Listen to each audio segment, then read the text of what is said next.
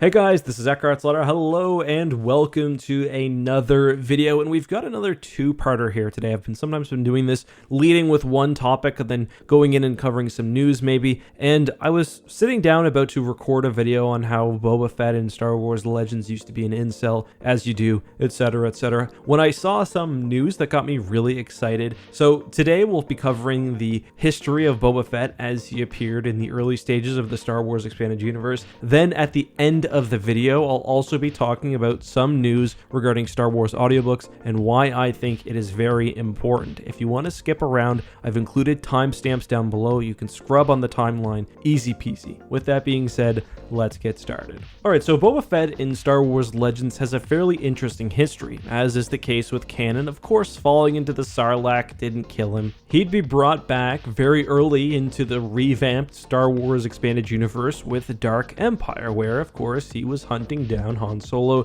and seems to really dislike the guy.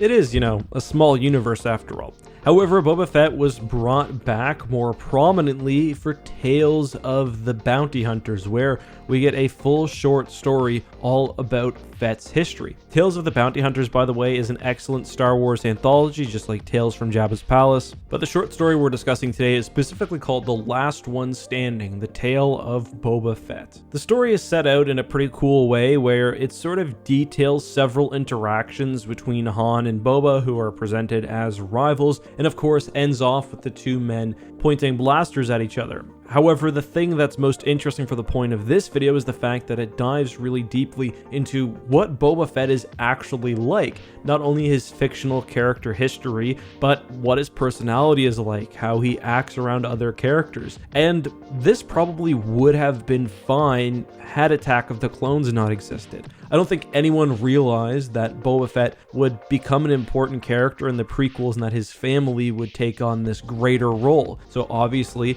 a lot of what was established in Last One Standing and in other early Star Wars Expanded Universe tales would end up being retconned. For example, the story for some reason establishes Boba Fett's real name as Jaster Muriel, and establishes this full story and this personality for the character. Now, some of this can be sort of retconned by making Jaster Muriel another character, but some of how Boba Fett is portrayed just doesn't really jive with his later portrayals either in the prequels, Star Wars canon, or even later Expanded Universe works where Boba Fett featured prominently, like Legacy of the Force. Probably the most enlightening section of the short story comes in a conversation between Leia and Boba during the event of Return of the Jedi. Now, I joke that Boba Fett is an incel. Obviously that's not quite right, but they give him this very strange and strict morality about sex and drugs and lots of other things, which is just kind of random considering how his character would develop later. First of all, Boba Fett says straight up in a meeting between him and Leia that sex between those not married is immoral. So I guess Boba Fett's technically not an incel because that's involuntary, so he's a volcel instead? I don't know, we're stretching the limits of internet lingo here. I also just do think it's kind of funny because one of the things we explicitly see in Return of the Jedi, one of the few scenes of Boba Fett, is him talking sort of flirtatiously with a woman, but whatever. But then we also get another paragraph where it says, Fett approved of Leia's modesty, but it did not prevent him from continuing to look at her. He had never so much as held a woman in his arms, Boba Fett, and the desire for a woman came to him less frequently with the passage of the years. So I believe what Boba Fett has achieved is, I think they call it wizard status. And obviously I'm joking around a bit, it's totally fine to practice chastity or whatever else, and there's also good things, objectively good things about Boba Fett and this sort of morality. First of all, he has no interest at all in hurting Leia, and his sense of morality is probably instilled from his time as a journeyman protector. In that role, he's all about dispensing justice and is even willing to do so extrajudicially. The story also paints Boba Fett as serving the Empire not only because they pay extraordinarily well, but also because he saw the rebels as morally wrong. He says those worlds rose in rebellion against the authority legally in place over them when talking about Alderaan and other planets. The Emperor was within his rights to destroy them. They threatened the system of social justice that permits civilization to exist. I'm sorry for the deaths of the innocent, but that happens in war. So he's not only got this weird sexual morality, but he's also a bit of an authoritarian. Boba Fett is also not down for partying because we learn in this part of the story that one of the reasons why he hates Han Solo so much is because he smuggles spice. Spice is illegal, it's a euphoric, it alters moods, and the use of it leads to the use of worse substances, and a man who will run spice, Boba snarled, will run anything. And if I had been using spice tonight, Leia Organa, perhaps you'd not be safe with me here in this room.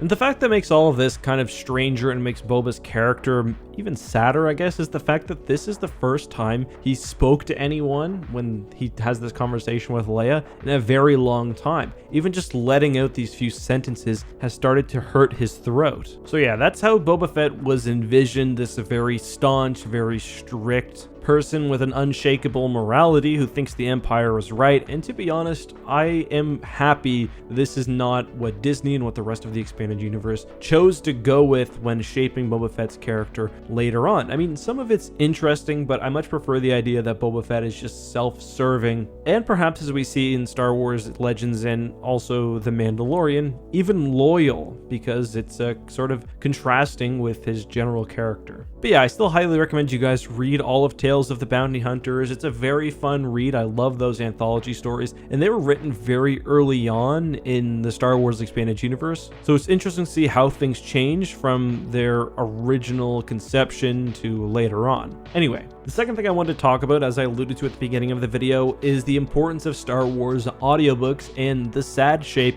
of the Star Wars EU audiobook library. So first, a bit of nomenclature. If you haven't listened to audiobooks, you may not know that not all audiobooks are created equal. The biggest factor is abridgment. Now, an abridged audiobook means that when the audiobook was being recorded, sections of the original work were not included to save on time. Now, that's not necessarily a bad idea, but when it came to Star Wars audiobooks, pretty much every audiobook of the Bantam era and even a lot of the early Del Rey era was abridged, and was abridged very badly. The average book of, say, 300 pages will probably come out to be a 10 to 15 hour audiobook, and that's the length of most published Star Wars books. But the max length of pretty much any audiobook before 2005 was about 3 to 3.5 hours, and I assume that's because of the space limits on cassette tapes. And to put it plainly, the audiobooks of this era are nearly unlistenable. Not only are they antiquated from a production standpoint when it comes to narrating and sound effects, but they're just so heavily abridged that nothing makes sense. If you look at Star by Star, for example, I think that's the longest Star Wars book ever.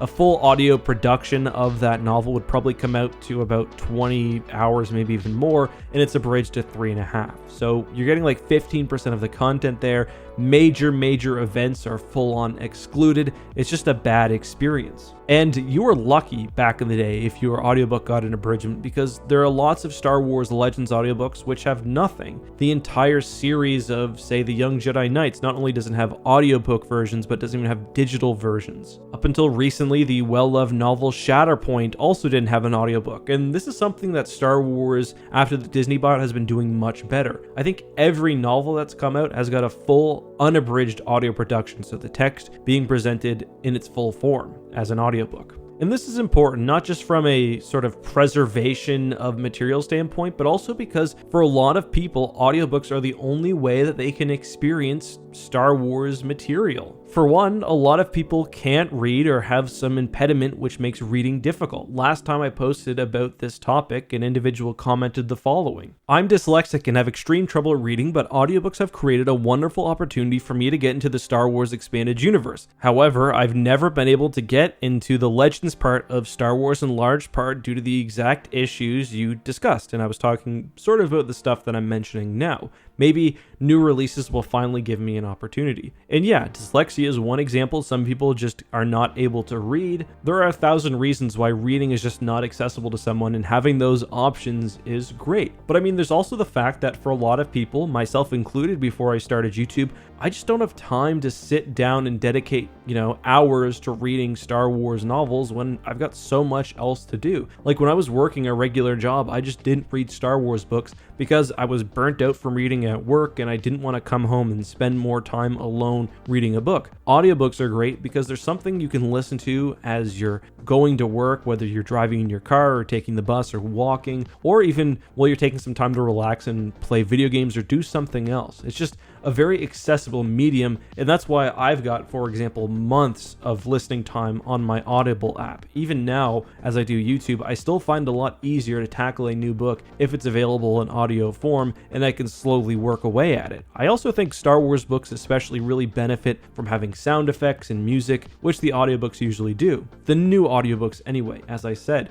when it comes to Legends, if something's lucky enough to have an audiobook at all, in most cases it's been terribly abridged and is just really antiquated. Now, of course, some releases like the Thrawn trilogy have gotten audiobook versions that are more recent, and those are typically much better, often unabridged with more recent narrators. And the reason why I'm talking about this now is because we've had the Star Wars Legends Essentials collection, and that's been not only re-releasing fan favorite Star Wars Legends books in paperback or hardcover form, but also been providing us with new audiobooks. So far, we've had Shatterpoint, which I listened to on Audible and it was amazing. We've had book 1 of the X-Wing series, and a recent leak has said that we are also getting book 2. The great thing about that is we're finally getting books that never got audio versions brought to fans, so it's great. And I've said this before, even if you're not going to read these books immediately, consider buying them if you're interested. And when I say read, I mean listen. If you want more Star Wars audiobook releases, I think it's important to support what we do get.